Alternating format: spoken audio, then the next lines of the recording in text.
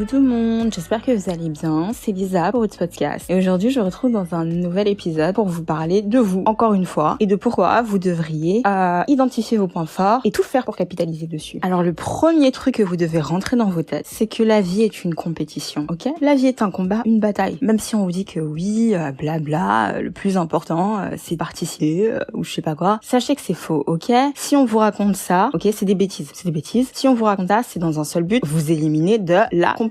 Pourquoi? Parce que c'est une compétition, la vie, ok? Et qui dit compétition, dit que vous devez être le meilleur. Et pour être le meilleur, il faut avoir une certaine maîtrise. Les meilleurs, c'est toujours des gens qui maîtrisent leur domaine de compétence. Peu importe le domaine où vous décidez de vous engager, vous réussirez jamais à obtenir des résultats si vous maîtrisez pas le truc, et vous serez jamais le meilleur si vous maîtrisez pas le truc. Et obtenir une certaine maîtrise dans un domaine, ça prend du temps. Ça demande beaucoup de patience, c'est très laborieux et c'est souvent très inconfortable. C'est inconfortable en fait de se dépasser, je vous jure que c'est vrai. Regardez par exemple les athlètes professionnels. Les athlètes professionnels ont des prédispositions, etc. dans leur domaine de discipline. Généralement, quand ils étaient petits, on a juste identifié qu'ils étaient meilleurs que les autres dans un domaine. Des adultes les ont repérés souvent, parce que les adultes ont de l'expérience, et ils ont fait en sorte d'encadrer ces personnes-là de manière à ce qu'elles puissent développer leur talent le plus possible. Et souvent, qu'est-ce qu'ils font? Ils les font travailler, encore et encore, de manière à ce qu'ils maîtrisent le truc, qu'ils soient capables de le faire sans réfléchir. Et ensuite, dès qu'on acquiert la maîtrise, qu'est-ce qu'ils font, hein? Parce que qu'est-ce qu'ils font? C'est qu'ils font en sorte que la personne se dépasse en les mettant dans des situations qui sont légèrement inconfortables. Ensuite, la personne devient plus à l'aise avec ce léger inconfort et donc elle devient meilleure. Ensuite, on augmente l'inconfort encore un petit peu. On l'augmente un petit peu. La personne c'est difficile, inconfortable, jusqu'à ce qu'on s'habitue. Et puis ainsi de suite, et ainsi de suite, et ainsi de suite. Et c'est comme ça, généralement, que les athlètes professionnels deviennent meilleurs. J'ai suivi la semaine dernière la masterclass de Serena Williams où elle donnait des leçons de tennis. Je sais pas jouer au tennis. Franchement, je sais toujours pas jouer au tennis. Mais je pense avoir un peu saisi la mentalité des athlètes professionnels. Dans le sens où il y a énormément de gens qui ont du talent. Mais ce qui fait la différence entre les meilleurs et les normaux, c'est le fait que les meilleurs, en fait, dépassent l'inconfort régulièrement, qui sont réguliers, etc. Et ils sont capables de faire ça parce qu'ils ont trouvé leur point fort et qui capitalisent dessus. Donc voilà, peu importe qui vous êtes, peu importe ce que vous faites, il y a forcément un domaine dans lequel vous êtes bon. Il y a forcément un domaine dans lequel vous êtes meilleur que les autres. Il y en a forcément un. Il y a forcément plusieurs domaines même où vous avez des facilités. Et en fait, repérer ces facilités, une fois que vous avez repéré ces facilités, ok, vous frimez, vous êtes content, c'est génial. Mais c'est là que le plus dur commence. Identifier l'endroit où vous êtes meilleur et capitaliser dessus, c'est-à-dire commencer à vous exercer.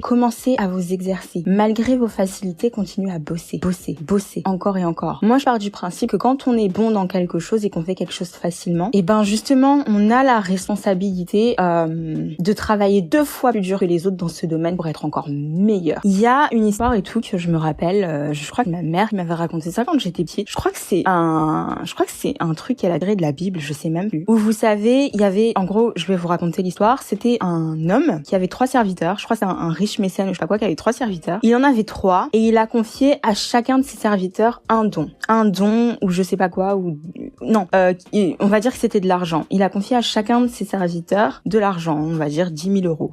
C'est beaucoup 10 000, hein. Non, je rigole. Il a confié une certaine somme, on va dire 10 pièces d'or à chacun de ses serviteurs avant de partir en voyage pour longtemps. Il leur a confié cet argent, il a fait voilà, moi je vous confie cet argent, avant de partir, je le remets entre vos mains, faites ce qui vous semble juste avec cet argent, jusqu'à ce que je revienne et je vous parlerai de cet argent. Il est revenu après son long voyage, etc. Il revoit ses 3 serviteurs et puis il leur pose la question au sujet de l'argent. Et il leur dit il voit l'un des premiers serviteurs et tout, et il lui dit oui, machin, tu te souviens, je t'avais passé 10 pièces d'or, qu'est-ce que t'as fait de ces pièces d'or? Le gars il lui répond oui, en fait, je les ai utilisés, je les ai dépensés. Tu nous as dit qu'on pouvait faire ce que bon nous semblait, en fait. Et du coup, il te reste des pièces d'or, le mécène, il demande. Le serviteur, il lui dit non. Et du coup, il décide de le tuer parce que c'est un mauvais serviteur. C'était un mauvais serviteur. Ensuite, il va voir le deuxième serviteur à qui il avait confié les 10 pièces d'or. Il lui dit oui, tu te souviens, avant de partir, je t'avais confié 10 pièces d'or. Qu'est-ce que t'en as fait? Il lui dit franchement, tiens, genre tout content, il va le voir, il dit oui, tu vois, je les ai toujours, elles sont là, j'y ai pas touché, j'y ai fait bien attention, blablabla. Et du coup, le mécène, il est hyper fâché et tout, et il décide de le faire tuer parce que c'était un mauvais serviteur et il était vraiment très très pas content de l'attitude Je suis désolée, hein, mon niveau de langage est très bas parce que je suis en train de mobiliser tous mes souvenirs.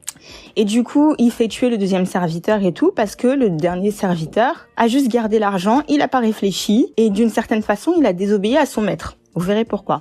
Puis il va voir le troisième serviteur et il lui dit, tu te souviens, je t'avais laissé 10 pièces d'or, avant de partir, je t'ai demandé de faire ce que tu voulais avec. Qu'est-ce que t'en as fait et tout, je suis là et j'aimerais savoir ce que t'en as fait.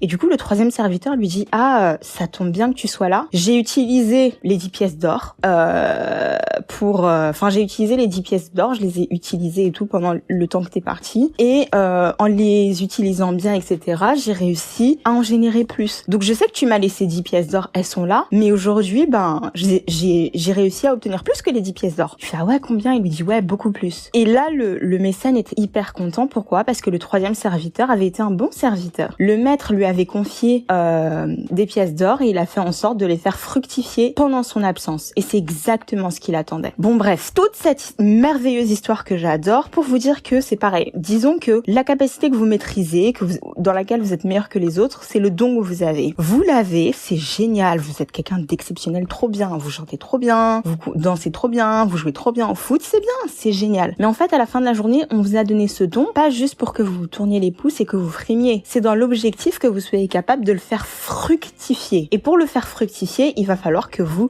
exerciez, en fait, que vous le travaillez afin de devenir meilleur. C'est-à-dire que vous avez une facilité, ça va être inconfortable et difficile de travailler, mais vous aurez déjà de l'avance, entre guillemets, parce que vous maîtrisez le truc. Donc généralement, quand on sait pas exactement ce qu'on veut faire ou quoi que ce soit, il y a beaucoup de gens qui donnent le conseil de regarder les domaines en fait où t'es le meilleur et essaye de te concentrer dessus, ok? Et donc là, vous avez identifié vos points forts, etc. Vous avez décidé de capitaliser dessus et de vous exercer. Quand vous allez vous exercer, ça va être chiant, ça va être redondant, ça va être inconfortable, vous allez souffrir. Et en fait, le truc, c'est d'accepter l'inconfort. Faut essayer de devenir à l'aise avec l'inconfort, de l'accepter et de faire en sorte que vous ayez l'habitude en fait. C'est à force de répéter quelque chose qui est inconfortable, votre système entre guillemets va s'habituer. C'est comme ça que les athlètes professionnels font. C'est-à-dire que leur coach, c'est pour ça qu'ils sont des coachs parce que on se met pas naturellement nous-mêmes dans l'inconfort, on n'a pas cette discipline. C'est pour ça que souvent on a besoin d'une tierce personne qui gère. Et donc léger inconfort, on s'habitue, on se dépasse. Une fois que c'est devenu trop facile, encore un peu d'inconfort, etc. Je crois que les bodybuilders aussi font ça quand ils essayent de construire du muscle. Je sais pas, moi je suis pas de bodybuilding, mais il me semble. Et en fait, souvent le truc c'est que même si vous devez comprendre une chose, c'est que même si au final le domaine dans lequel vous avez décidé de vous exercer, vous êtes le meilleur petit, ok, vous quand vous allez commencer à travailler, c'est que vous cherchez à faire partie des meilleurs et il y aura des gens mieux que vous.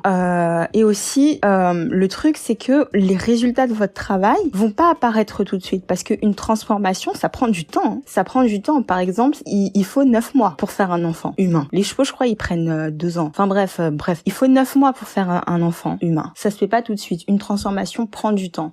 Donc il faut accepter la marque du temps, accepter que les jours passent et que on voit pas forcément de résultats. Les résultats sont là, mais il y a énormément de choses qui durent dans le temps, qui s'opèrent tous les jours, mais que nous on n'est pas capable de remarquer parce que on est des êtres humains et il y a énormément de choses qui sont imperceptibles à l'œil humain. Donc il y a des chances que même si vous décidiez de commencer à travailler et de capitaliser sur votre point fort, que vous voyez pas les résultats tout de suite. Et c'est tout à fait normal. Ça veut pas dire que vous êtes sur la mauvaise voie. Ça veut juste dire que vous devez continuer, que vous devez rester concentré et que vous devez continuer à travailler. Et si ça prend du temps, c'est une très bonne chose. La meilleure chose qui puisse vous arriver dans la vie, c'est que les choses se manifestent après du temps, en fait, que les choses prennent du temps à croître, parce que du coup, en fait, ça va vous apprendre à être patient, premièrement, et ça va vous permettre d'acquérir une certaine humilité. Ça vous permettra, en fait, de pas finir trop arrogant, trop imbu de vous-même, et de vous rappeler que si vous en êtes arrivé là où vous êtes, c'est parce que vous avez travaillé, en fait.